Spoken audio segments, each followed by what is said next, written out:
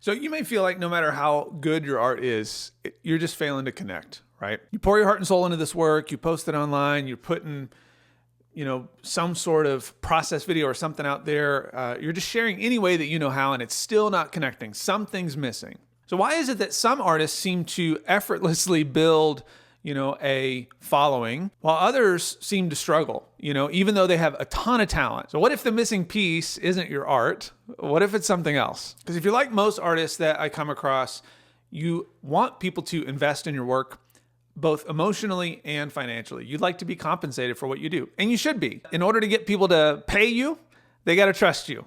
And in order for people to trust you, they got to feel like they know you. And in order for people to feel like they know you, they need to know your story.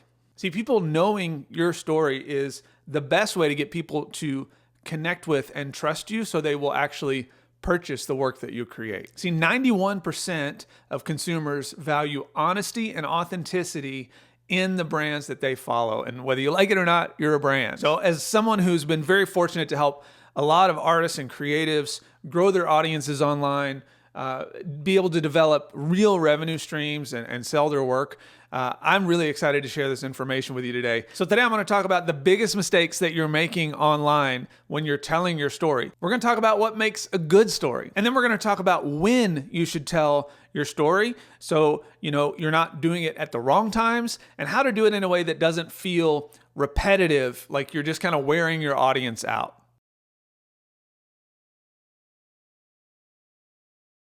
So one of the biggest mistakes that I see artists make when it comes to sharing their story online is that they just share their artist statement, right? And we'll talk about, your artist statement in a whole other series. But for now, I want you to see that your artist statement is not your story. And the big thing that I see artists want to do all the time is when they tell their story, they're always just trying to tell the story of the work. But when you only tell the story of the work, right, you're really missing an opportunity to get people to connect with you on a human-to-human level. So what I want you to consider is, if you took your art away from you and you no longer had that in front of you, who are you, right? And rather than starting by telling the story of your art, you can start by telling your story and then leading them to the art. I always like to get real practical, right? Because you're running a business here. So think about this in terms of a plumber. I think a plumber is such a logical example. If a plumber came to you and they said, these pipes are, copper plated with blah, blah, blah, and 1/4 inch thick, blah, blah, blah, and, blah, you'd be like, great, I don't care. Like, what is the thing that you're going to do for me? Put it in terms of someone like a plumber or a carpenter, and would it still work? Would it still be exciting? Put yourself in this scenario, for example. If you go to a party, right, and you end up chatting with somebody and you find out that both of you absolutely love to journal, right? And you guys start talking about journaling, and now you're hearing this person's story around what got them into journaling in the first place. And then you ask this person, what do you do for a living? What do they say? I'm a plumber. What are you going to say? Oh my gosh, I have a leaky pipe. Would you be willing to come fix it? Why does this work? Because we see in this moment, when we hear their story, that they share similar values to us. And now we would love to have them be a part of our world because we trust them. So don't get caught in this trap of trying to make everything about the story of your art. Just be willing to tell your story as a human being. So to recap, your artist statement is not your story, and your story is not just the story of your art. It is the story of you as a human being.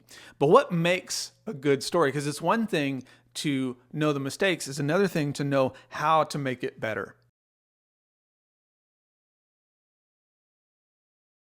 So when I ask someone to tell their story, they usually tell it this way.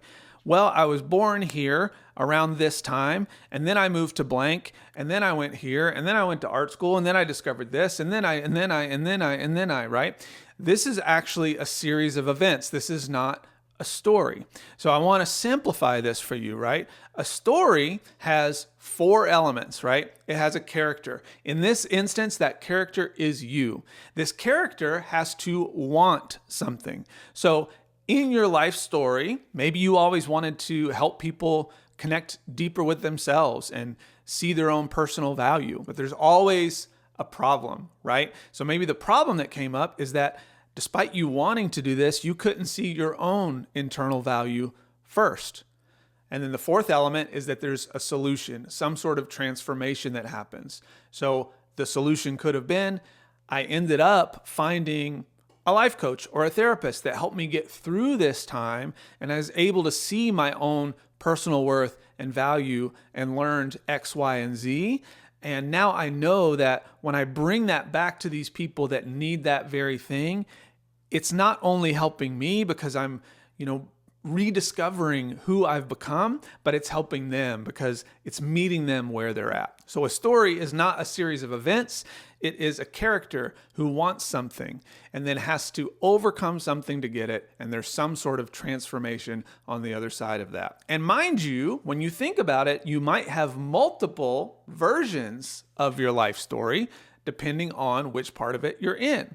So this is also really cool because now you can pull pieces out, right? It doesn't have to be beginning to end. It can be like, in the context of what I want to talk about, this version of my story is the most powerful.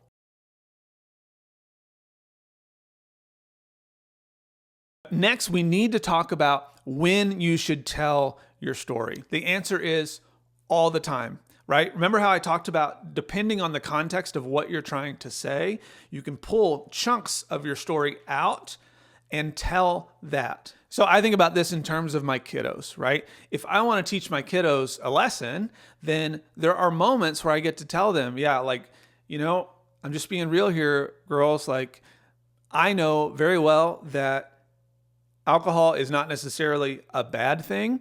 Or at least we don't view it that way. But I can tell you that if you don't respect it, it can absolutely create bad events in your life, because I went through a period where I became a social alcoholic. I've seen what it can do when you get carried away, right? So this personal experience that I've had, I can take to my kids and really teach them something without needing to be some sort of master or guru or anything like that. It's just me sharing my experience so they can see the context from where I'm coming from, right? And when you do it this way, you're doing what Matthew Dicks calls story mining. You're looking for little things that have happened in your life that you can pull out and talk about, and you can use these stories over and over and over again. This obviously helps you prevent from being overly repetitive, but I want to remind you that, when you're out there being an artist who's building an art business, it is not your responsibility to create something new every single time you make a piece of content, every single time you're marketing your work. I would encourage you to have, in the beginning, 3 to 5 little stories that you're going to tell over and over again to keep it really, really simple. And remember that when you remind your people, sometimes your people just need to be reminded as much as they need to be taught or to learn something new. So consider that. And also consider that when you're making stuff, you're really trying to reach new people all the time, not constantly cater to the old people. And the more that we feel like we know someone's story and we hear it, it's reaffirming. It's like, oh, I already knew that. I'm excited to feel like I'm a part of this person's life in some way. So tell your story as much as you can. Start with 3 to 5 stories that you can tell really well, that you'd be excited to share with your people, and then do it over and over again. Get better and better at telling those stories. Keep your engaged audience clued in and make them feel like they're a part of something, like they're inside on your life, and allow those new people to get to know you as you're creating these things. So now that we know why your story matters and a little bit about some of the mistakes that we see, how do you go about crafting it well? Well, in the next video, we're going to talk about that very thing. But if you're up for a challenge, before you go into that video, map out 3 to 5 stories that you want to talk to your audience about that really shares who you are as a human being, not just as an artist. And then when you're ready, click on this video and we'll start crafting that story together.